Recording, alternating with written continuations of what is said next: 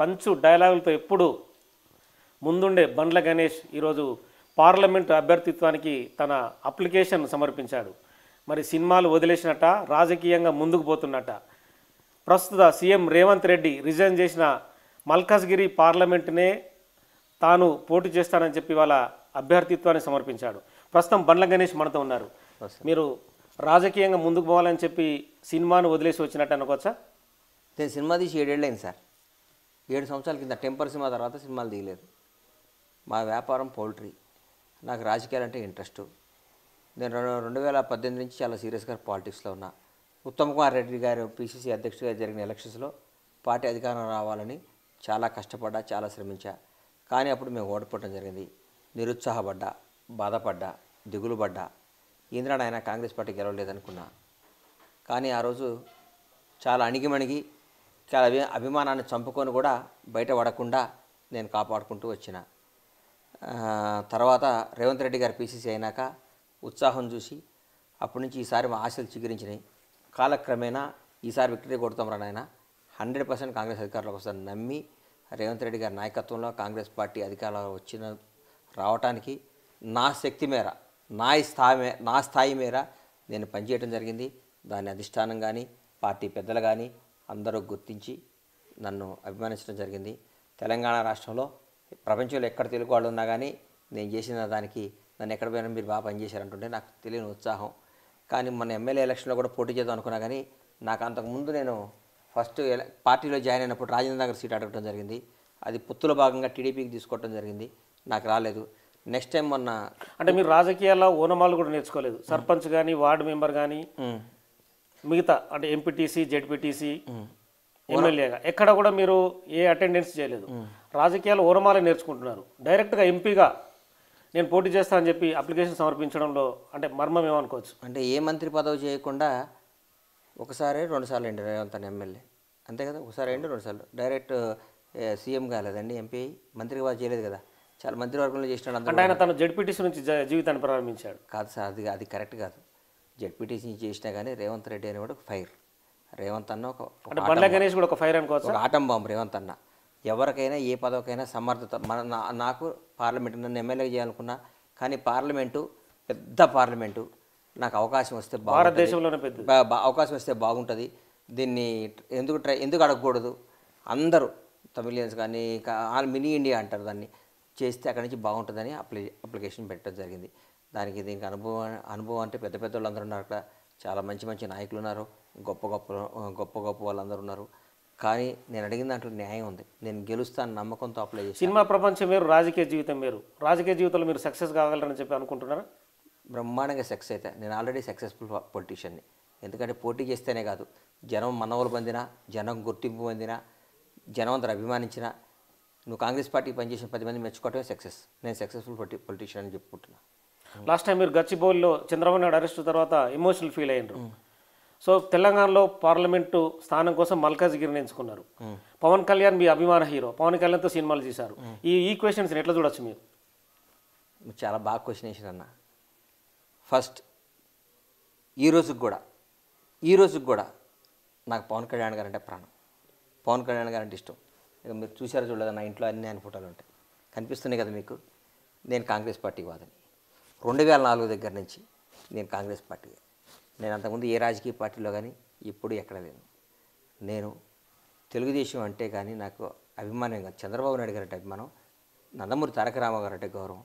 చంద్రబాబు నాయుడు గారు అరెస్ట్ అయిన విధానానికి బాధపడి, చంద్రబాబు నాయుడు గారు అంటే నేను మీరు తప్పుగా అనుకోనంటే ఒక మాట చెప్తా. నేను నా సామాజిక వర్గాన్ని నేను అభిమానిస్తా, పక్క సామాజిక వర్గాన్ని గౌరవిస్తా, అందరినీ ప్రేమిస్తా. అంతేగాని నా వాళ్ళే గొప్పవాళ్ళు, పక్కాళ్ళు గొప్పవాళ్ళు గారిని నన్ను. పవన్ కళ్యాణ్ గారు నాకు దేవుడితో సమానం. రేవంత్ రెడ్డి గారు నా అభిమాన రాజకీయ నాయకుడు.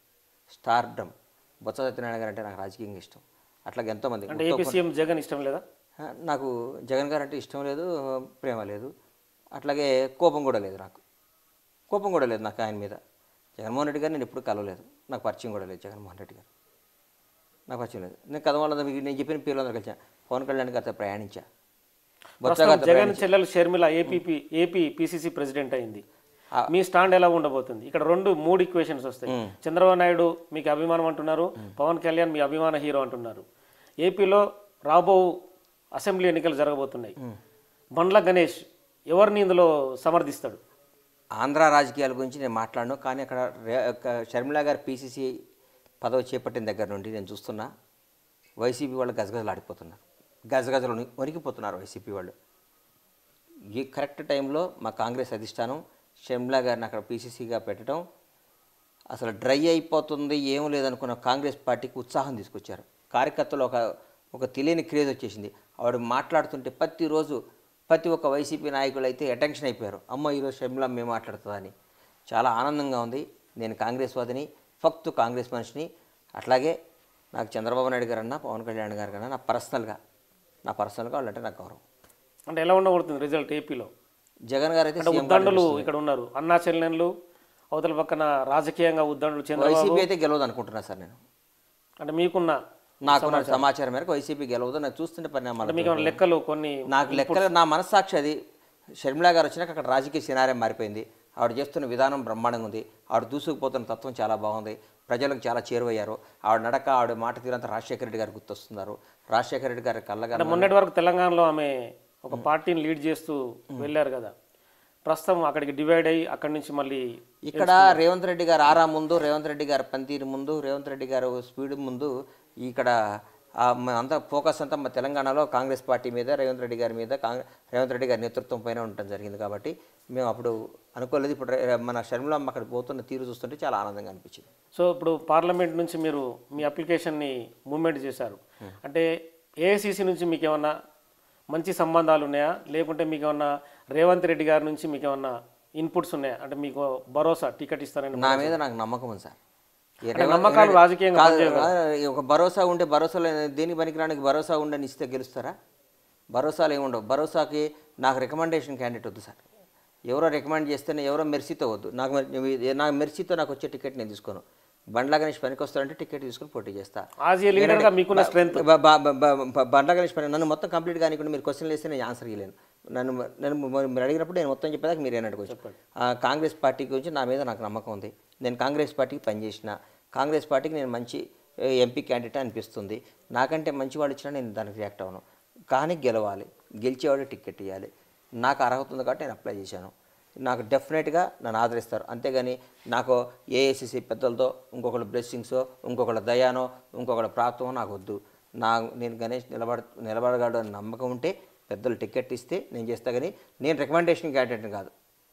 జనంలోంచి జనం అందరు నమ్మితే నాకు టికెట్ వస్తుంది. టికెట్ వస్తే నేను పోటీ చేసి గెలుస్తాను. ఒకవేళ టికెట్ ఇవ్వకుంటే ఏం చేసి పని చేసుకుంటా కాంగ్రెస్ పార్టీకి. అంతేగాని టికెట్ ఇంకా అలిగి వెళ్ళిపోతా ఏమి ఉండవు నాకు. నేను కాంగ్రెస్ వాదిని, కాంగ్రెస్ పార్టీ మనిషిని. ఇచ్చినా ఇవ్వకున్నా టికెట్ ఇస్తారు నమ్మకం ఉంది.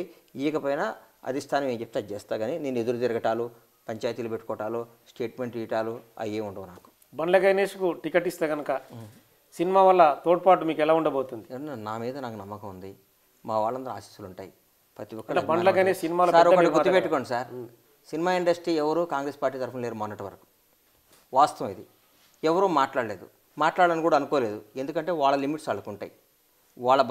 వాళ్ళ గీత వాళ్ళకు ఉంటుంది. లిమిట్స్ అంటే వాళ్ళు ఊరికి అనవసరంగా ఎందుకు పెట్టుకోవాలి. కొందరికి ఇంట్రెస్ట్ ఉంటుంది, కొందరికి ఇంట్రెస్ట్ ఉండదు. కొందరికి ఇంట్రెస్ట్ ఉండొచ్చు రాజకీయాల్లో, కొందరు ఇంట్రెస్ట్ లేదు. కానీ ఈరోజు రేవంత్ రెడ్డి గారు గెలిచినాక వచ్చి మర్యాదపూర్వకంగా ఒక రాష్ట్ర ముఖ్యమంత్రిగా కలవాల్సిన బాధ్యత సినిమా రంగంపై ఉంది కాబట్టి అందరూ వచ్చి కలుస్తున్నారు. దాన్ని నేను తప్పుపట్టను. నేను రేవంత్ రెడ్డి గారు మేము కాంగ్రెస్ పార్టీ ప్రతిపక్షంలో ఉన్నా, అధికార పక్షంలో ఉన్నా, మేము చాలా డిప్పులో ఉన్నా, ఎక్కడున్నా నేను కాంగ్రెస్ పార్టీ. సినిమాకు రాజకీయానికి సంబంధం లేదు. సినిమా వాళ్ళందరూ వచ్చి నాకు సపోర్ట్ చేయాలని నేను అనుకోను. సినిమా అది ఒక అద్భుతమైన రంగం. సినిమా రంగం అనేది చాలా అందరూ మంచివాళ్ళే. ఎవరి అభిప్రాయం వాళ్ళది. నేను దేవుళ్ళ భావించాను. ఆంధ్రాలో ఒక పార్టీ పెట్టుకొని బ్రహ్మాండంగా చూసుకుంటున్నాడు. నేను పోయి జాన్సన్లో జాయిన్ కాలేదు కదా. నాకు పవన్ కళ్యాణ్ కంటే ఎవరు ఎక్కువ కాదు సార్. నా మనస్సాక్షి నేను చెప్తున్నా. కానీ నేను జనసేన చేయను. నేను రాజకీయంగా కాంగ్రెస్ పార్టీ, అది నా ఇష్టం. అంతే కదా. నేను నేను నేను ఒక సినిమా వాళ్ళు వచ్చి నాకు సపోర్ట్ చేయాలి నేను ఎందుకు అనుకుంటా? పవన్ కళ్యాణ్ గారికే సినిమా వాళ్ళు పోయి సపోర్ట్ చేయలేదు సార్. నాకు పవన్ కళ్యాణ్ కంటే నాకు ఎక్కువ ఏం కాదు కదా.